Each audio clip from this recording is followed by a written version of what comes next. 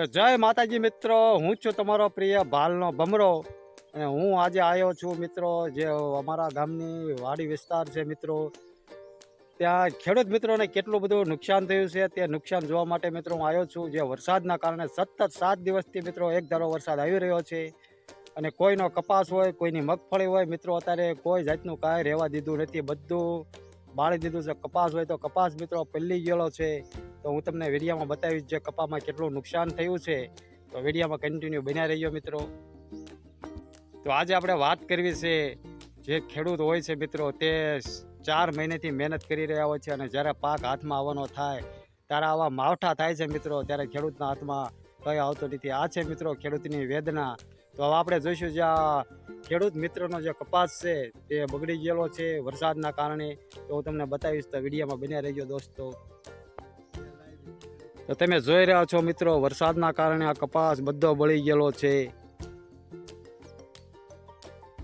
પેસ્યું હોય છે, પેસ્યુમાંથી મિત્રો હજી પાણી નીકળે છે. તમે જો પેસ્યું ઉગવા મળી છે.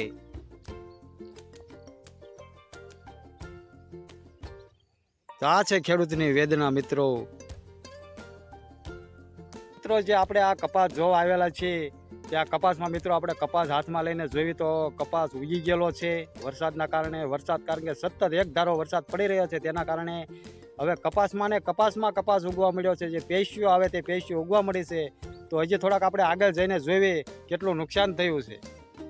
તો દોસ્તો હું તમને બતાવીશ જે આ કપાસ છે તે કપાસમાં પેશિયોમાં જે કપાસિયા આવે છે તે કપાસિયા ઉગી ગયેલા છે. તો તમને બતાવીશ, તમે જોઈજો કે કઈ રીતના મિત્રો આ વરસાદના કારણે ખેડૂતને નુકસાન વેઠવું પડ્યું છે.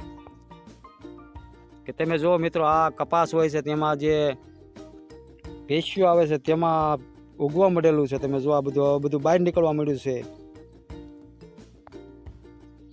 બધી બાજુ કપા બળી ગયેલો છે. તમે જો એક ધારો.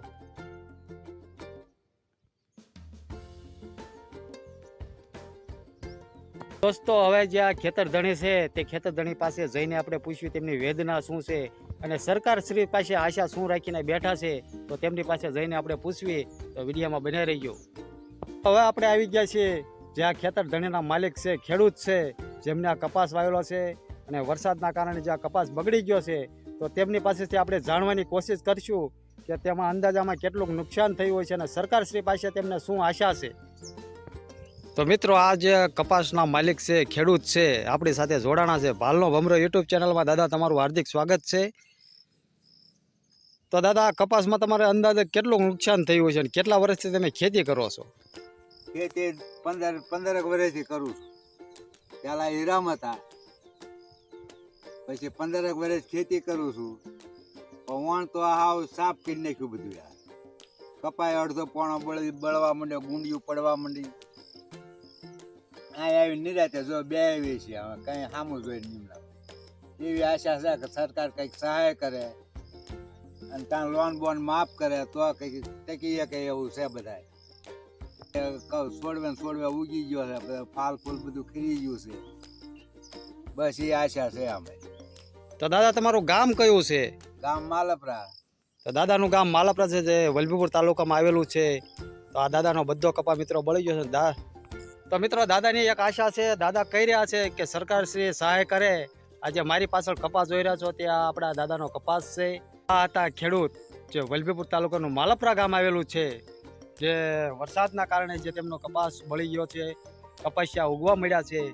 તો આ ખેડૂત મિત્રો સરકાર શ્રી પાસે આશા રાખીને બેઠા છે કે સરકાર શ્રી સહાય કરે, કાં તો મંડળીઓ માફ કરે, તો ખેડૂત આજે બધું ખર્ચો કરેલો છે તો તેમનો વળતર વળે.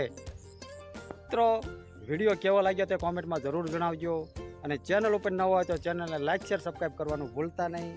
અને મિત્રો આ વિડીયોને જેમ બને એમ શેર કરજો. જે કોઈ ખેડૂતને મિત્રો નુકસાન થયું છે તો નુકસાનનું સરકાર શ્રી સહાય કરે તે હું વિનંતી કરું છું.